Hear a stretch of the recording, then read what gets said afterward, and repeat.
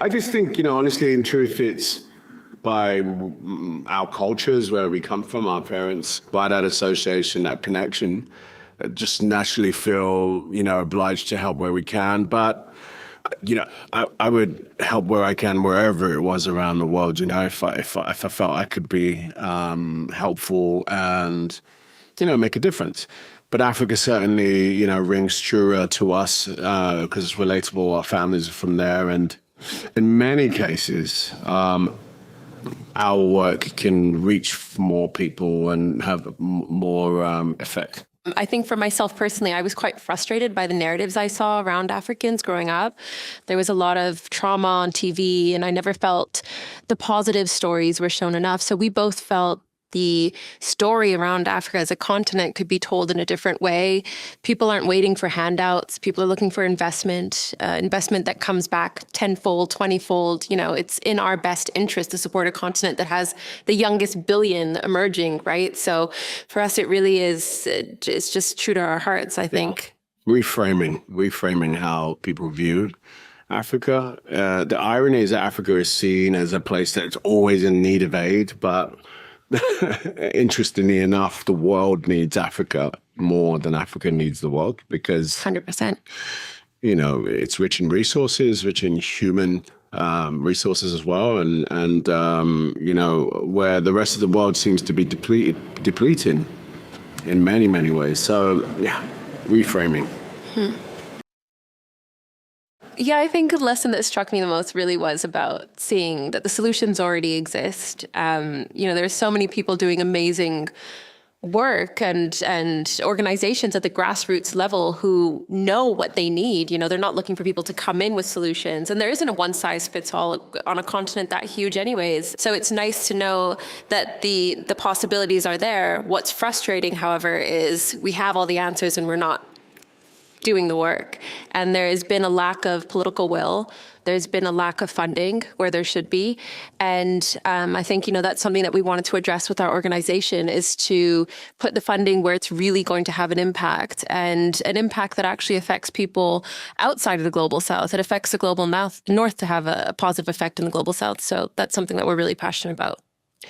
Yeah, I definitely learned early on that, what works in the West doesn't always work in the global south, right?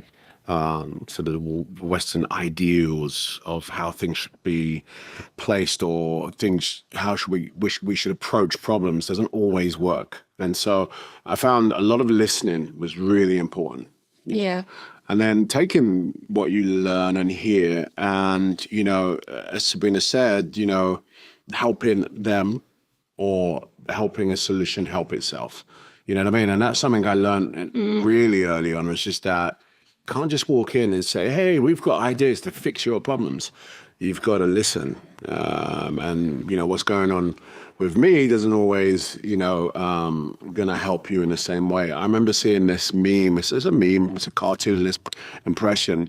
And there's two giraffes standing in a lake up to their necks. And they're talking to these elephants and saying, hey, come in, guys. It's not that deep.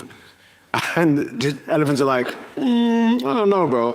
And it's that sort of idea that, just because it works for you doesn't always mean it works for them.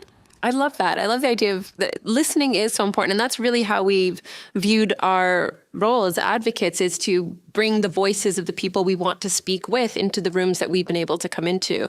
And the type of advocacy we do really is about just opening up the table to different voices, I think, around the world. Elba Hope really is an aggregate of the philanthropy we've been doing over, basically our lives. I mean, it's inspired by work my mother's done. It's inspired by work Idris's father's done. But you're right, it touches on really big issues. But we find those issues are all actually related. If you look at a mother in the global south who is trying to send her children to school, you can tackle education by equipping that mother with tools to be able to live off the land that she literally lives on, something like agriculture. It's that age-old give someone a fishing rod rather than a fish. And that's why a lot of the work we do at the foundation is investment-focused and not aid-focused. We're looking at long-term solutions that are really going to break a lot of these systemic issues. Climate just rolls into that because everything really is connected. I mean, smallholder farmers protect the biodiversity of the land they farm on. They feed a huge portion of the world. Food security comes into it. So we've really been able to take the knowledge that we've accumulated over the past couple years and the work that we've done with these amazing organizations and kind of be able to go out and hold the flag for ourselves and say, we know where the solutions are. We know the organizations that are doing the good work. So come and trust us and come along for the ride.